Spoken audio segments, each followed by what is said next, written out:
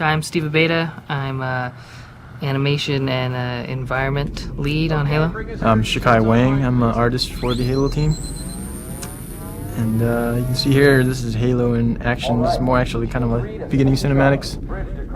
And we have thrown in a bunch of cool effects and stuff like that to make the player feel more involved in the game. And you can see the environments are pretty well lit. There's a lot of dynamic lights going on. You see the siren flashing over there per pixel. So actually, we project like a light map onto it. And it's not vertex lighting, it's actually per pixel. You can see that explosion right there too, as well. Right, so like all this stuff that goes on is, a lot of it has to do with dynamic light and dynamic shading of the environment, which means that we can pre-render light maps, so it'll show you what lights would do in real life, and then in real time we can actually, like, explosions will light up the walls, sparks will light up the walls, you can get like flickering effects, you can turn on a flashlight, which is something that is pretty expensive in video games, so you don't see it too much, but on Halo we've been able to do that all over the place. One thing good about Xbox is it allows us to do multiple passes on texture, so it gives us, you can see that there's self-illuminated lights on the door right there, and like there's bump mapping and reflection mapping onto the surface, so that it simulates more or less like a real environment would do. And so when he flashes that grenade onto the wall, you see like a specular highlight on the wall. You see, if you get close enough, you can see that there's bump mapping and all this cool stuff that you just can't get with other consoles. Right, cube mapping, detail maps, everything. I don't know how many maps you guys go through on each one, but there's a lot of passes. Yeah, this is another great thing about Halo. It's indoor and outdoor environments. Right. And that's one thing you see at the sun over there. Like the sun, one of our programmers made it so that the sun actually creates like a volumetric effect when it passes through objects, so that it would more or less simulate how real world would do.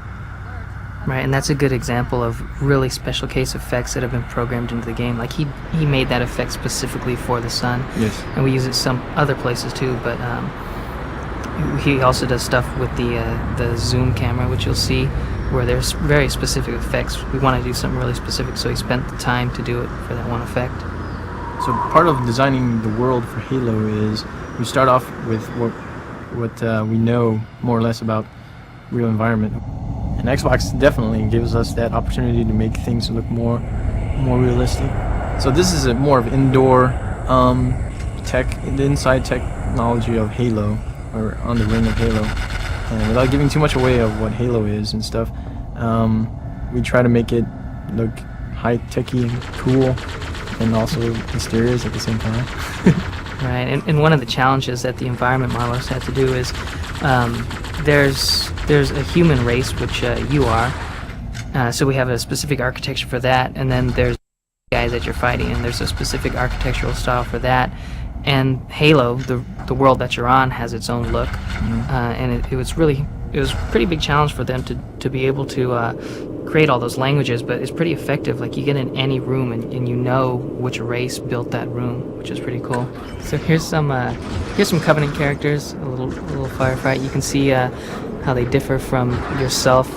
You're part of the human race, but you're fighting these guys that move around a little bit like different animals. There's guys that move around a little bit like birds and are very guarded. They carry big shields. There's some comical characters, the grunts that look like they have the big shark fin on their back. There's the elites, which lead them all, and they're very beast-like, very kind of cat-like in that they're very agile and scary in that way. And the hunters are the big, massive behemoths guy. What's so cool about Halo is that the alien people you're fighting is a group of alien races, not just one type of alien. You can see the armor on this guy. It actually reflects. If you get close to the cyborg, he has a bump map. So everything, all the big tools that were too expensive to use on other systems, we can do them everywhere now. So what you're seeing here is uses of or demonstrations of two different types of weapons. There's one human weapons, which is right here is a sniper rifle, and what you saw previously were some stuff that he picked up were.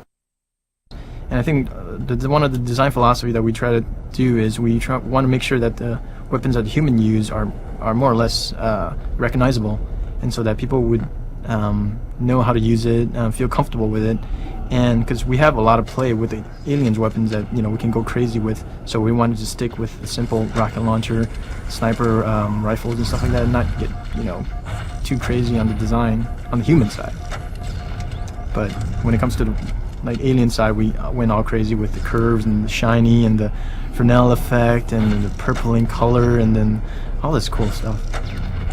Right, and this, I mean, that goes with everything, right? The ship designs, the character designs, even with the animations, the way they move. The Covenant guys are way more beast-like. We try to get the Marines to look really familiar and human-like, because you're fighting with them. So I think you want someone who you have some familiarity with, so that I think you care about them a little more. You're trying to save them. You go against these jackals. They move a little bit like birds. They're hunched behind their shields. There's grunts, they're a little comical. It looks like they have trouble moving their own body weight around.